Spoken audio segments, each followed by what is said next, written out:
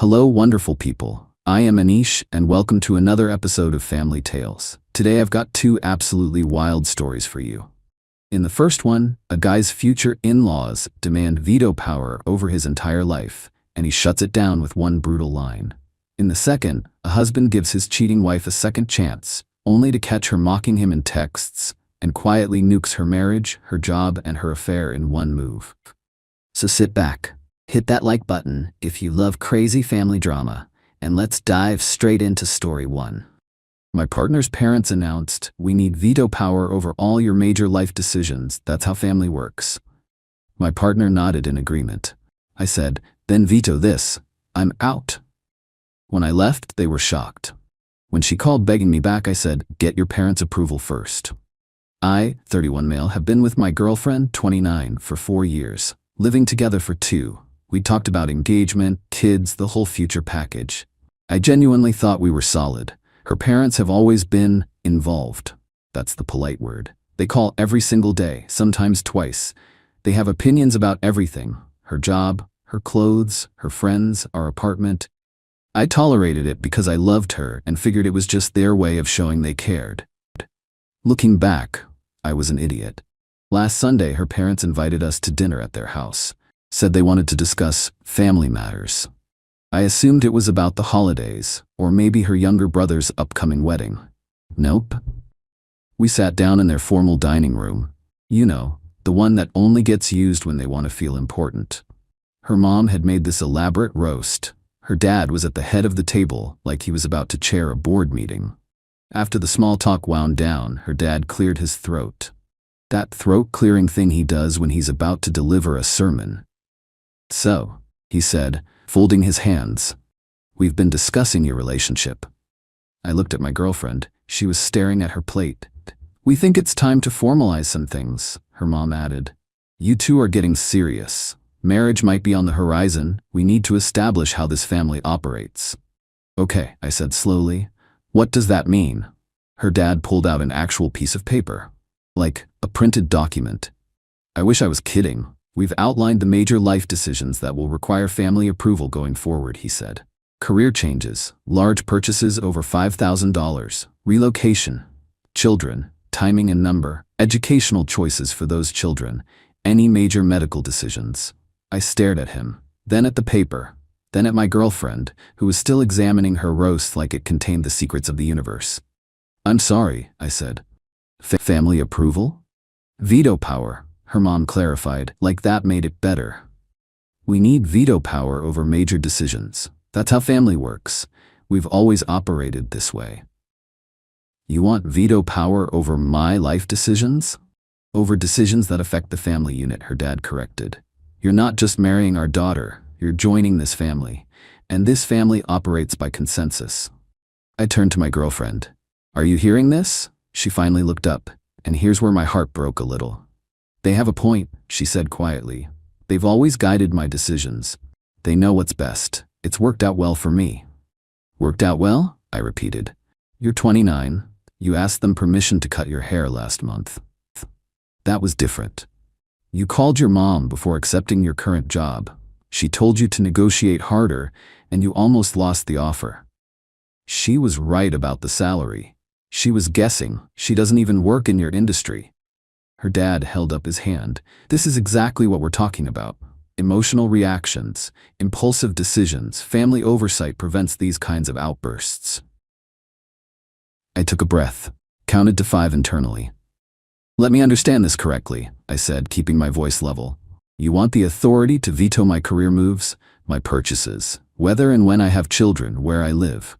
"Within reason," her mom said. "We're not unreasonable people. And you," I looked at my girlfriend, "you're okay with this?" She nodded, actually nodded. "It makes sense. They're experienced. They've made good choices. Why wouldn't we use that resource?" Something clicked in my head. Not anger, exactly. More like clarity. 4 years of tolerating the daily calls, the surprise visits, the suggestions that were really demands.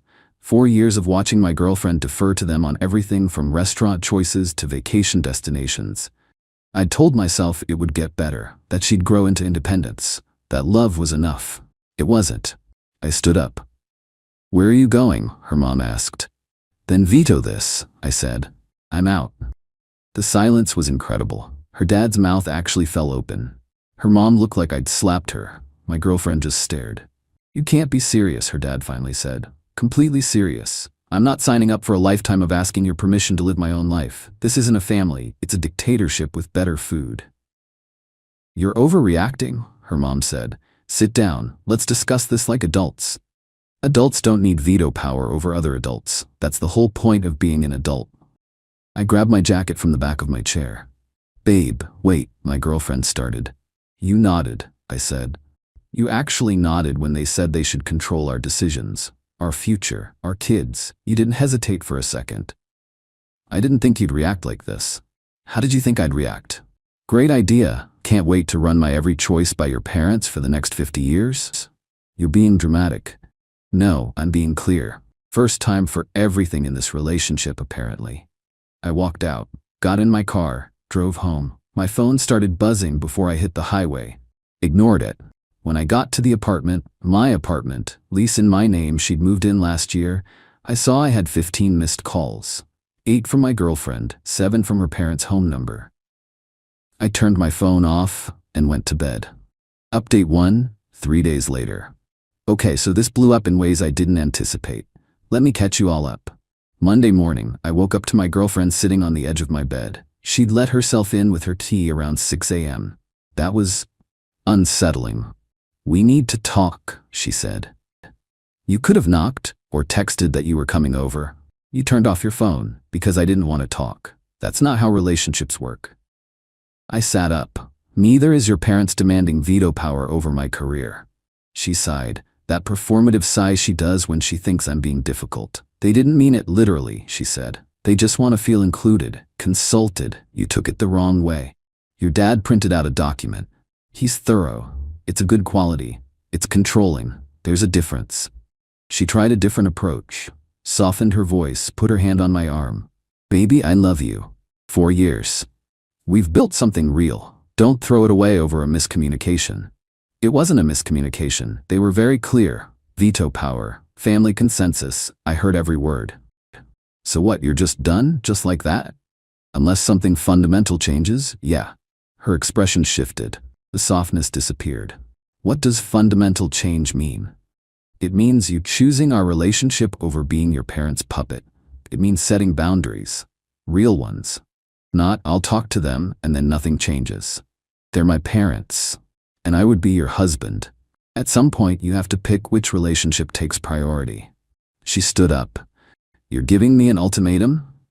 No, I'm stating a fact. I won't marry into a situation where I have no autonomy. If that's a deal breaker, then I guess we're broken. She grabbed her purse. I need to think about this. Take your time. But think for yourself. Novel concept, I know. She left. I texted her later that day saying we should probably put some space between us while she figured things out. No response. Tuesday got interesting. Her dad showed up at my office, just appeared in the lobby around 2 p.m. The receptionist called my desk like, "There's a gentleman here who says he's your father-in-law?" I went down there because I wasn't about to let him ambush me in front of my coworkers. "Let's talk outside," I said. We walked to the parking lot. He was doing his stern patriarch thing, arms crossed, jaw set. "You embarrassed my daughter," he said. "You embarrassed my wife. You embarrassed me. I declined your proposal." "That's not embarrassing. That's self-respect." "Self-respect?" He laughed, not kindly. "You're a mid-level project manager making, what, 80,000? 85? My daughter could do much better. We allowed this relationship to continue because she seemed happy." "You allowed it? Wow. We have connections, resources. We were prepared to help you both build a real future. Now you've thrown that away because your ego couldn't handle some reasonable family involvement." Veto power over when I have kids isn't family involvement. It's insanity. His face reddened. "You think you can support a family on your salary? In this economy, you need us. I need a partner who can make decisions without calling her mommy first. Your daughter isn't that person." He stepped closer. I didn't move. "You'll regret this," he said. "When you're alone in 5 years, wondering what happened, remember this moment. I'll remember the moment your daughter chose you over building her own life. That's what I'll remember. He didn't have a comeback for that. Just got in his fancy SUV and drove off. Wednesday, things escalated. I came home from work to find boxes in the hallway. My girlfriend's sister was helping her pack. "Oh," I said, "you're moving out?" "My parents think it's best," she said. "Not I think. My parents think." "Okay. Do you need help carrying anything?" She looked surprised. Maybe she expected me to beg. "That's it? You're not going to try to stop me? Would it change anything?" Her sister snorted. "Told you he was cold." I ignored her, kept my eyes on my girlfriend. "You've made your choice. I respect it. I don't agree with it, but I respect it." "I haven't made any choice. I'm giving you time to cool down." "No, you're moving out because your parents told you to. That is a choice. It's just not the one you wanted to make consciously." She started crying. Her sister glared at me like I'd kicked a puppy. "You're a real piece of work," the sister said. "I'm a person who expects his partner to be an actual partner. Apparently, that makes me the villain." They finished packing. Took about 2 hours. I helped carry the heavier boxes because I'm not a monster. When they were done, my girlfriend stood in the doorway. "I still love you," she said. "I know, but love isn't enough if you're not willing to grow up." "Grow up? I'm successful. I have a great job, a nice life." "You have your parents' job that your dad's friend got you. You have your parents' idea of a nice life. What do you want? What have you ever wanted that they didn't approve of first?" She couldn't answer. Because there wasn't an answer. She left. I changed the locks that night, not because I thought she'd break in, but because I needed the psychological closure of knowing that door was mine alone. Then her mom called. "You've really done it now," she said. "No hello. My daughter is devastated. She can barely eat. Are you happy?" "Not particularly. But I'm not responsible for her feelings about consequences." "Consequences? What did she do wrong?" "She tried to include you in the family. She tried to sign me up for a lifetime of control. That's not inclusion, that's absorption. You don't know how lucky you were. Do you know how many men would kill to marry into a family like ours? We have resources, connections. We could have made your career. I'll make my own career, thanks." "With what? Your mediocre salary and your little apartment? Please." "Ma'am, if your daughter's love for me depended on me tolerating your control, then she never really loved me. She loved the convenience. And if your family support comes with strings that thick, it's not support, it's a leash." She sputtered. Actually sputtered. "I have never been spoken to like this." "Then consider it personal growth. New experiences build character." She hung up on me. I considered it a win. Update 2. 2 weeks later. 2 weeks of silence. Well, not complete silence. Her friends reached out initially, half trying to convince me I was wrong, half just fishing for gossip. I kept my responses minimal. We wanted different things. Wish her well. Then Thursday happened. I was leaving the grocery store, bags in hand, when I spotted her standing next to my car, just waiting, like a scene from a movie nobody asked for. "Can we talk?" she said. "We're talking." "Privately? Coffee?" Against my better judgment, I agreed. Loaded my groceries, drove to a nearby cafe. We sat in a corner booth, awkward energy thick enough to cut. "I've had time to think," she said. And, you might have had some valid points." "Might have." "Okay, you did. The veto power thing was extreme. My dad got carried away. He does that sometimes. Your mom backed him up. So did you. I was caught off guard. By your own parents? In a planned meeting they called specifically to present this idea?" She winced. "Okay, that sounds bad." It was bad. But I've talked to them. They're willing to compromise. "Compromise how?" She pulled out her phone, scrolled to her notes app. "They've agreed to reduce the financial threshold to major purchases over 10,000 instead of 5. And they'll be advisory on career moves instead of having veto power." I stared at her. "You negotiated terms with your parents about how much control they get over our relationship."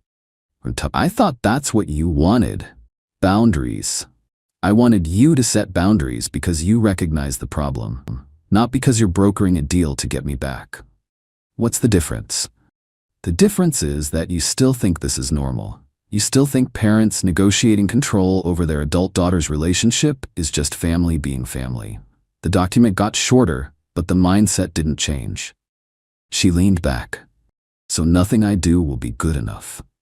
The thing you need to do is recognize independently, that you've been living under their thumb your whole life. I can't do that for you. No compromise document can do that for you. They're not controlling, they're protective. There's a difference. You're 29 years old. What are they protecting you from? Making your own choices?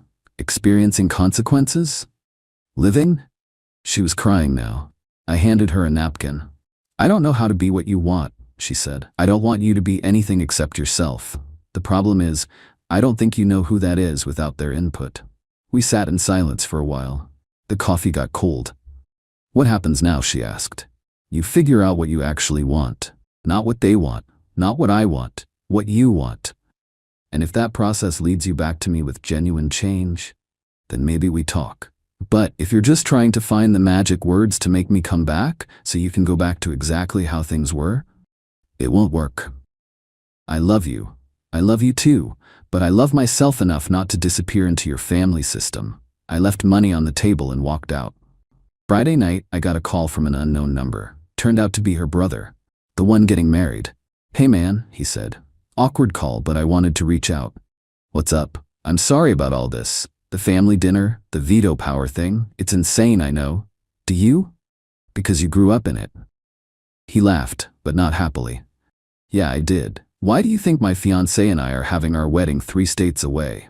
We've already started putting distance.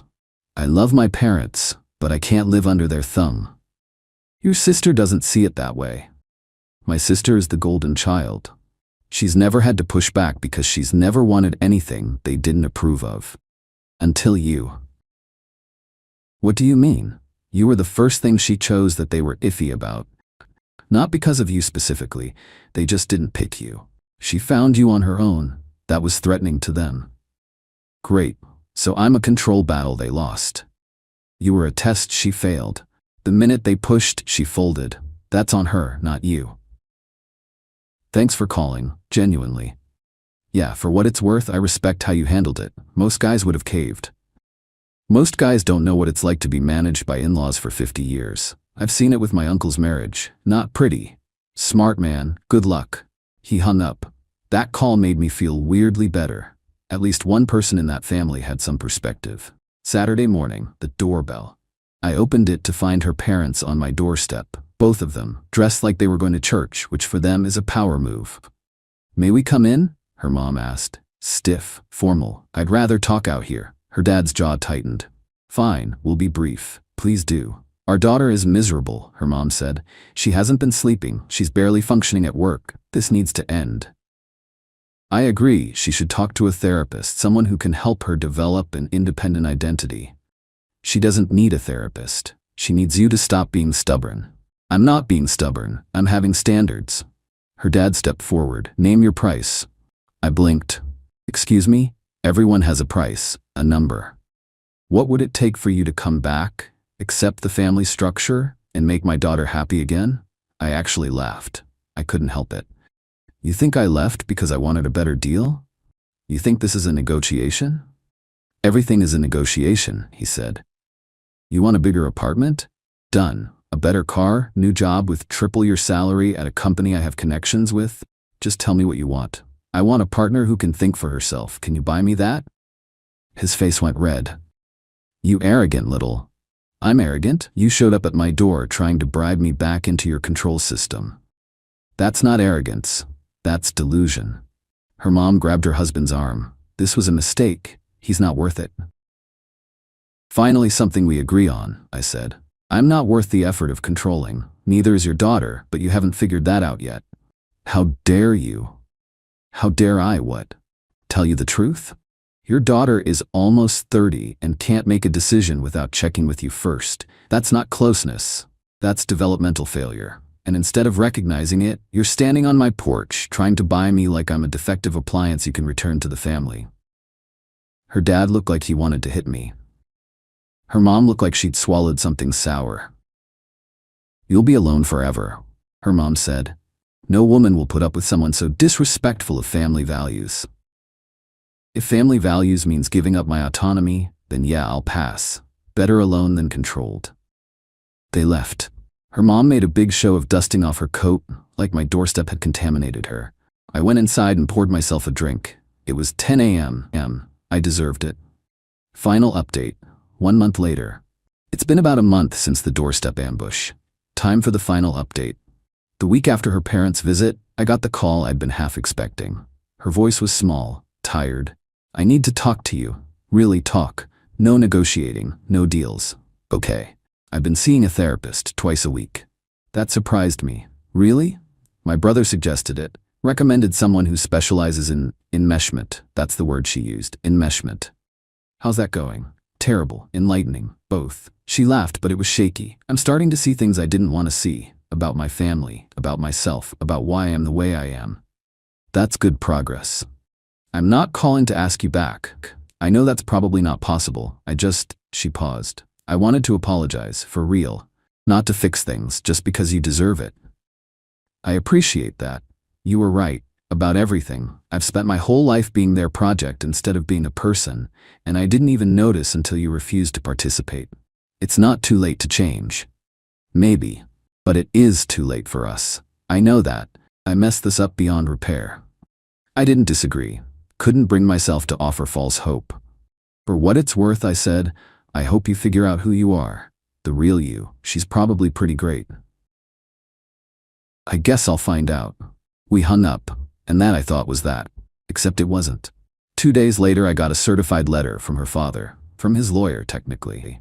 It was a cease and desist, claiming I had defamed the family's reputation and intentionally inflicted emotional distress on their daughter.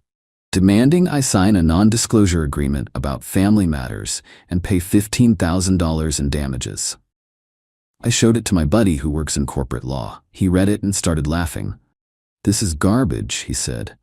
There's no case, no defamation if you haven't said anything public, which you haven't. No emotional distress claim for breaking up with someone. They're trying to scare you into silence. So what do? Respond through a lawyer, something short and factual. Make clear you're not intimidated, and any further harassment will result in actual legal action. So that's what I did. Cost me $400 for the lawyer letter, but it was worth every penny for the response. My lawyer's letter pointed out that there was no defamation. I hadn't posted anything anywhere. No intentional infliction of emotional distress, breaking up isn't illegal, and that their demand for an NDA was itself potentially actionable as attempted coercion. It concluded by noting that any further contact would be considered harassment. Total silence after that. Then the real karma hit. Remember her brother, the one getting married? 3 weeks after my lawyer letter, I got a text from him. Wanted you to know. My wedding happened. Parents showed up and tried to give a speech about family unity and proper decision-making.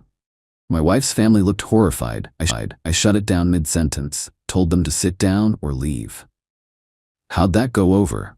They left. Made a huge scene in the parking lot. My sister tried to play peacemaker and ended up crying in the bathroom. It was a disaster, honestly, but kind of freeing too. I'm sorry it went that way. Don't be. It was coming eventually. You just ripped off the Band-Aid early. Apparently, the wedding incident cracked something open in their family. The brother and his wife have gone low contact. Extended family is starting to whisper about the parents' controlling tendencies. Her sister, the one who helped her move out, has started asking questions about her own relationship patterns. And my ex? From what I hear through the grapevine, she's still in therapy, still living with her parents, but starting to push back on small things. It's slow progress. It might never be enough. But it's something. As for me, I've been doing okay. Not great, not terrible. 4 years is a long time to spend with someone, and even when the ending is necessary, it hurts. I miss her sometimes. Miss who I thought she could become. But I don't miss the relationship as it actually was. The constant intrusion, the second guessing, the feeling that nothing was ever just ours. I've started being more selective about who I let into my life. Pay attention to how people talk about their families now. Ask the hard questions early. How do you handle disagreements with your parents? What's the biggest decision you've made that they opposed?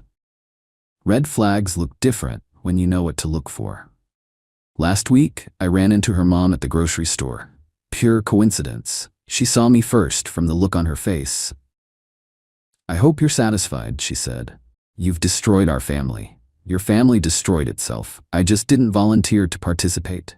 She opened her mouth, closed it, then marched off toward the frozen foods. I finished my shopping, went home, made dinner, watched a documentary about penguins. Normal stuff. Autonomous stuff. Nobody called to approve my meal choices. It felt good.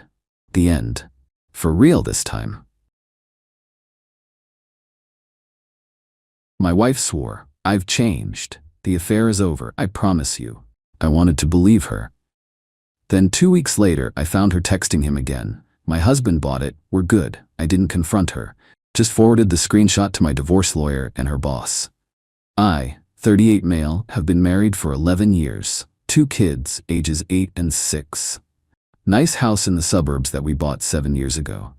The kind of life you see in commercials. Soccer practice, family dinners, summer vacations. Or so I thought. 3 months ago, I found out my wife was having an affair with her coworker. They work at the same pharmaceutical sales company. He's in her department, same level, same clients sometimes. I discovered it the way most people do. Accidentally. She left her iPad logged into iMessage while she was showering, and I picked it up thinking it was mine. We have the same model, same case. The messages were detailed, not just emotional affair stuff, pictures, plans, hotel receipts. Going back about 4 months at that point. I didn't confront her immediately. I know that sounds weird, but I needed time to process. I spent 3 days in a fog, going through the motions at work. I'm an operations manager at a logistics company. Coming home, eating dinner, helping with homework, all while knowing my entire marriage was a lie. When I finally confronted her, she did what cheaters do, trickle truth. First it was just texting. Then just one kiss. Then, okay, it happened twice, but it meant nothing. By the end of the night, she admitted to a 4-month affair with hotel meetups during client lunches and late work sessions. She cried, a lot. Begged me not to leave. Said it was a mistake, a stupid midlife crisis, that she loved me and only me. Said she'd end it immediately. And here's the thing, I wanted to believe her. 11 years, 2 kids, a life. I wasn't ready to throw that away over 4 months of bad decisions. So I gave her a chance. We agreed on conditions, full transparency on her phone and devices, couples counseling starting immediately, and 0 contact with him outside of necessary work interactions. She agreed to everything, said she'd do anything to save our marriage. The first 2 weeks seemed promising. She was attentive, loving, present in ways she hadn't been in months. Came home on time every day. Let me check her phone whenever I wanted. We started counseling. She seemed genuinely remorseful. Then last Tuesday happened. I came home early from work. Meeting got canceled. She was in the bathroom, phone on the kitchen counter charging. I wasn't even checking up on her. I just glanced at it when a notification popped up. A text from him. The message preview read, "Miss you already. Tonight was amazing." My blood went cold. I picked up the phone. Passcode hadn't changed. She'd given it to me during our transparency agreement. I opened the message thread. The conversation made my stomach turn. Not just because of the continued affair, but because of how they talked about me. Him. Does he suspect anything? Her lol, no. My husband bought it completely. We're good. Him. Smart wife, playing the long game. He's so desperate to keep the family together, it's almost sad. Him. His loss. Our gain. Same hotel Friday? Already booked. Told him I have a regional meeting. I stood there in my kitchen, reading about my own humiliation. Reading my wife call me desperate and sad while planning her next hookup. Something shifted in me. Not anger exactly. More like clarity. The fog lifted. I'd been giving her a second chance, working on myself in therapy, trying to be a better husband, and she was laughing about it with him. I didn't confront her, didn't say a word. Instead, I did 3 things. First, I screenshot the entire conversation. Every message from that day going back 2 weeks, which showed the affair had never stopped, just gone deeper underground. Second, I forwarded those screenshots to the divorce attorney I'd quietly consulted during the original discovery. I'd kept his card, just in case. Turns out, trusting my gut was smart. Third, I looked up her company's HR policies online. They have a strict workplace relationship disclosure requirement. Undisclosed relationships between employees, especially ones involving married individuals, violate their code of conduct. Both of them had signed that policy. I forwarded the screenshots to her HR director's email, with a note explaining that I was the spouse of an employee and believed this documentation was relevant to their workplace conduct policy. Then I put her phone back exactly where it was and went to our bedroom to take a nap. She came out of the bathroom 20 minutes later, kissed my forehead, said she was making dinner. I smiled and said, "Sounds great." She has no idea what's coming. Update 1, 5 days later. Holy crap, this blew up. Thanks for all the support, and to answer some common questions. Yes, I've documented everything. Yes, I have a lawyer. Yes, I'm thinking about my kids first. And no, I don't regret sending those screenshots to HR. Let me tell you what happened. Friday morning, the day of her supposed regional meeting, aka hotel hookup, I got a call from my lawyer. He'd already drafted a separation agreement and started the paperwork. He advised me to stay calm, not tip my hand, and let him handle the legal strategy. About 2 hours later, I got a text from my wife. "Something happened at work. Coming home? Kids at school still right?" I replied, "Yeah." "Everything okay?" No response. She walked in around 11 a.m. Face was blotchy, eyes red. For a second, I almost felt bad. Almost. "They fired me," she said. I put on my best concerned husband face. "What? Why?" "Someone reported me to HR about a personal matter. They said I violated company policy." "What personal matter?" She couldn't meet my eyes. "It doesn't matter. It's garbage. I'm gonna fight it." "So you're not gonna tell me what happened?" She finally looked at me. "Someone sent HR screenshots, private messages, between me and a coworker." I kept my expression neutral. "What kind of messages?" "Personal ones, inappropriate ones." "Inappropriate how?" She started crying. "Please don't make me say it." I let the silence stretch. Then, "So the affair never ended." Her head snapped up. "What? No, that's not. My husband bought it completely. We're good. Does that sound familiar?" All the color drained from her face. "You went through my phone?" I laughed. Actually laughed. "That's your concern right now?" "I gave you a second chance. I went to therapy. I worked on myself, and you were mocking me behind my back while booking hotel rooms." "It wasn't like that." "I saw the messages. All of them. You sent them to HR? Yes? You got me fired?" "No, you got yourself fired. I just provided the evidence." She lost it then. Full screaming meltdown. How could I do this to her? To our family? Did I think about the kids? What was she supposed to do now? I had ruined her career. I let her scream herself out. Then I said very calmly, "My lawyer will be in touch about the divorce. You might want to find your own attorney." She stared at me like I'd grown a second head. "Divorce? We can work through this." "No, we can't. You had your chance. You chose him. Now live with it." "The kids? We'll adjust. Kids are resilient.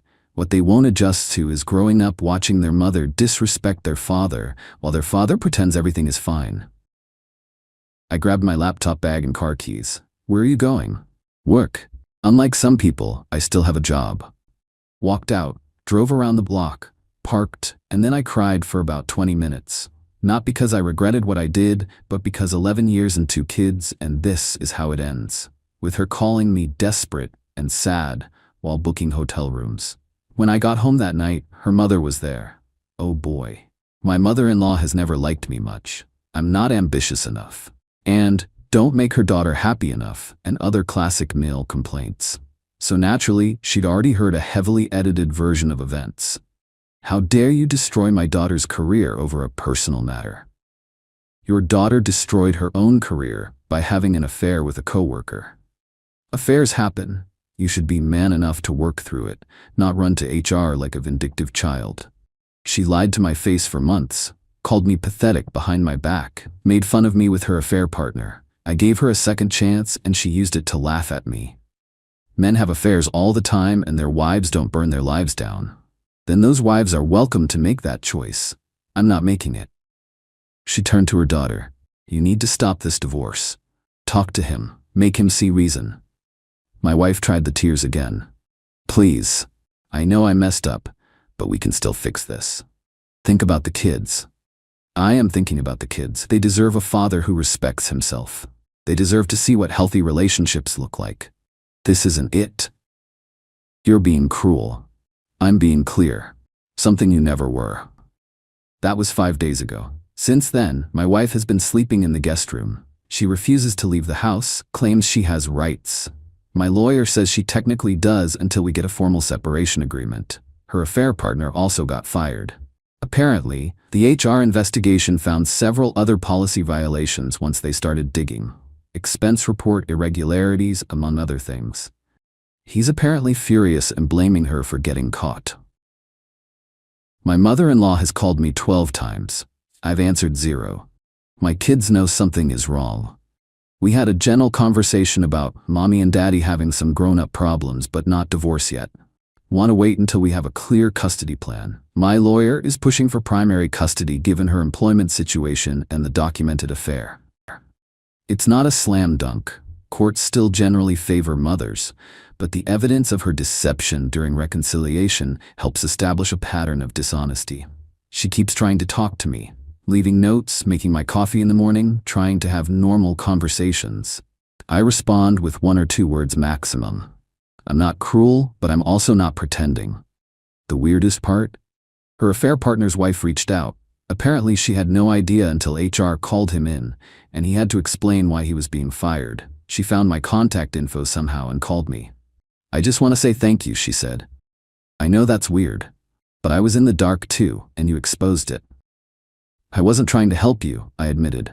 I was just protecting myself. I know, but still, nobody else was going to tell me the truth. That conversation hit different.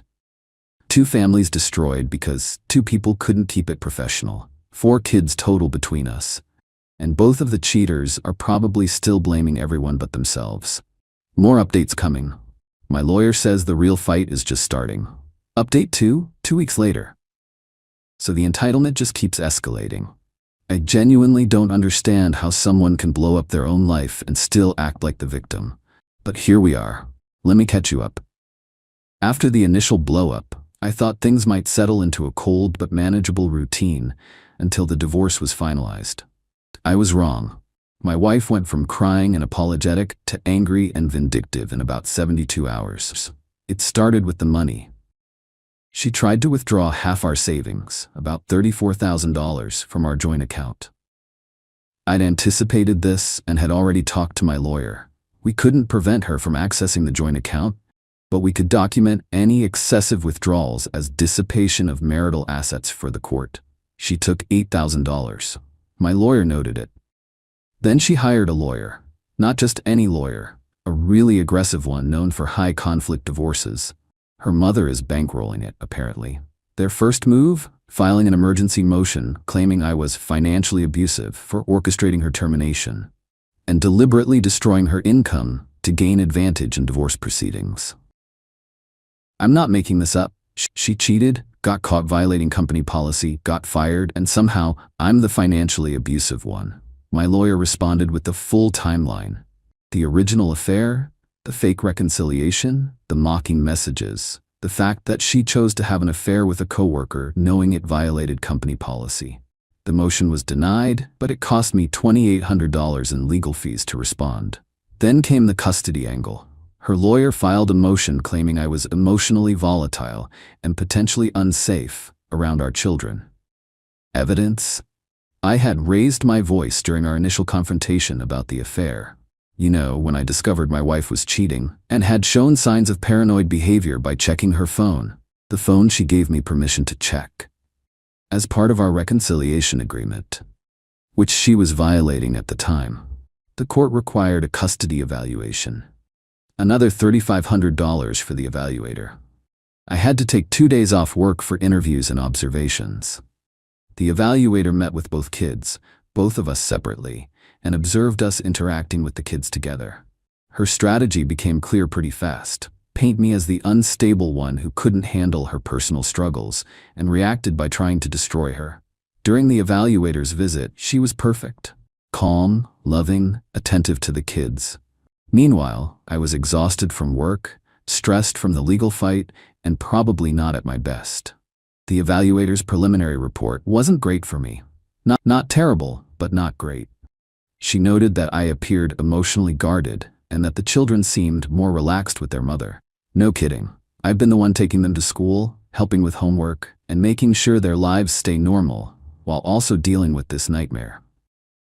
My lawyer said it's common for the stable parent to get penalized in these evaluations because they're under more stress. The cheating parent often presents better because they have less to lose at this point. But here's where she really overplayed her hand. Remember her affair partner? The one who also got fired? Apparently he's been texting her again. Not romantically this time, angrily, blaming her for ruining his life. And she made the mistake of responding, repeatedly. How do I know? My daughter told me. We were driving home from soccer practice and she said, "Daddy, why does Mommy yell at her phone so much?" I tried to keep my voice casual. "What do you mean, sweetheart?" She's always in her room typing really fast and saying bad words. She told me it's work stuff, but she doesn't have work anymore. I asked a few more gentle questions. My daughter mentioned hearing Mommy say things like, "You're making it worse," and "Stop contacting me." I didn't ask my daughter anything else. That felt wrong. But I did contact my lawyer. We issued a subpoena for her phone records as part of discovery. Standard procedure in divorces now, apparently. What we found was interesting. She and her affair partner had been texting daily since the firing. At first it was logistics, probably figuring out their stories. Then it devolved. He blamed her for being careless. She blamed him for pushing her into the relationship. Then they both agreed to blame me for being a psycho who couldn't handle normal adult relationships. Normal adult relationships. Having an affair with a coworker, lying about it for months, mocking your spouse during fake reconciliation, and getting both of you fired is now a normal adult relationship. But the best part, and by best I mean the part that made my lawyer practically vibrate with excitement, was the discussion about assets. Specifically, a text from her affair partner suggesting she hide some of the jewelry and say it was lost before the divorce finalized. And her responding, "Already moved my grandmother's ring and the diamond earrings to my mom's place. He never paid attention to that stuff anyway."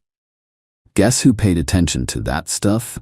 I had an itemized list of every piece of jewelry in our home from our insurance policy. When we did the asset disclosure, those pieces were mysteriously missing. My lawyer filed a motion for sanctions based on fraudulent concealment of assets. Her lawyer tried to claim it was an oversight. The text proved otherwise. The judge was not pleased. She was ordered to return all concealed assets immediately and pay my legal fees for the motion, another $1,800 her mother had to cough up. The judge also noted that her credibility was significantly damaged by this attempt. Her mother called me that night. "You're destroying her. She has nothing, no job, no money, and now you're humiliating her in court." She concealed assets. That's fraud. Those were family heirlooms, her grandmother's ring. Then she shouldn't have hidden them and lied about it under oath. "You're going to take everything from her."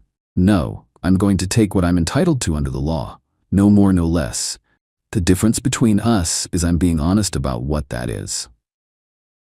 She hung up on me. The custody evaluation got updated after the asset concealment came out.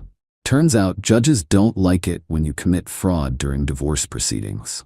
The evaluator's final report was much more balanced, noting my wife's pattern of deception as a concern for co-parenting. Final hearing is scheduled for 3 weeks from now. My lawyer is confident we'll get 50-50 custody at minimum, possibly more given her unemployment and the documented dishonesty. Asset division should be roughly equal. But her fraudulent concealment attempt means any discretionary decisions will likely favor me. She still won't move out. Still leaves little notes around the house. Still makes coffee for me in the morning like nothing happened. Still tries to have family dinner conversations. I respond with one word or silence. I'm not playing happy family with someone who called me desperate and sad while booking hotel rooms with another man. Final update coming after the hearing. Almost done with this nightmare. Final update.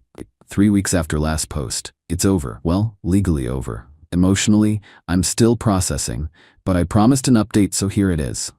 The final hearing was last Tuesday. Both lawyers, both of us, a judge, and about 3 hours of my life I'll never get back. Her lawyer tried one more Hail Mary, arguing that I had weaponized the HR complaint to deliberately destroy her income, which constituted economic abuse and should be factored into alimony calculations. My lawyer pointed out that A, she was violating company policy, B. I didn't force her to have an affair with a coworker. C. Her income at the time of filing should be based on her earning capacity, not her current employment. And D. Her unemployment was entirely due to her own choices. The judge agreed. Here's what we settled on. Custody. Joint legal custody with a 60-40 physical custody split in my favor. Kids are with me Sunday through Thursday, with her Friday and Saturday. This was actually closer to what she wanted than what I expected, but my lawyer said it reflected her limited housing situation. She's living with her mother now, and the judge's concerns about the deception pattern. The house, we're selling it. Neither of us could afford to buy the other out. Market is decent right now, so we should come out okay. Split down the middle after the mortgage is paid off. Assets, split roughly 50-50 after her attempted concealment was factored in. She had to return the jewelry she'd hidden. The judge included a note in the record about the fraudulent concealment that will follow her if she ever tries to pull something like that in court again. Alimony. Temporary rehabilitative alimony for 18 months while she rebuilds her career. $1,200 per month. My lawyer fought this, but the judge noted her 11 years as primary earner during the early part of our marriage before I got promoted and ruled it was appropriate. I'm not thrilled, but it's time limited. Child support. Calculated by formula based on our incomes and custody split. She actually pays me a small amount because of the 60-40 custody, but it basically just offsets the alimony. Her lawyer tried to request payment of her legal fees based on economic disparity. Denied. The judge noted that her mother had been funding her legal fight and that she hadn't demonstrated actual inability to pay. When the judge finished reading the ruling, I looked over at my wife. She was staring at the table, jaw tight. Her mother, sitting in the gallery, was actually crying. Outside the courtroom, her lawyer pulled her aside for a conversation. Her mother approached me. I hope you're happy. You've ruined her. I didn't ruin anything. She made choices. These are the consequences. She loved you. This was just a mistake. Calling me pathetic while booking hotel rooms with another man isn't love. It's contempt. And I won't teach my kids that contempt is acceptable in a marriage. She didn't have a response for that. My wife finally came over. Her lawyer had apparently given her some advice about maintaining a civil co-parenting relationship. I know you hate me, she said, but can we at least try to be decent to each other? For the kids? I thought about it for a second. I don't hate you. I'm indifferent to you. And yes, I'll be civil for the kids. But don't expect warmth. You don't get to mock me behind my back and then expect friendship. I was wrong, I know that now. The way I talked about you, it wasn't fair. I waited for the rest. The full apology, the accountability. Instead, but you didn't have to go to HR. That was vindictive. There it was. Even now, even after everything, she couldn't fully own it. You violated company policy. I reported it.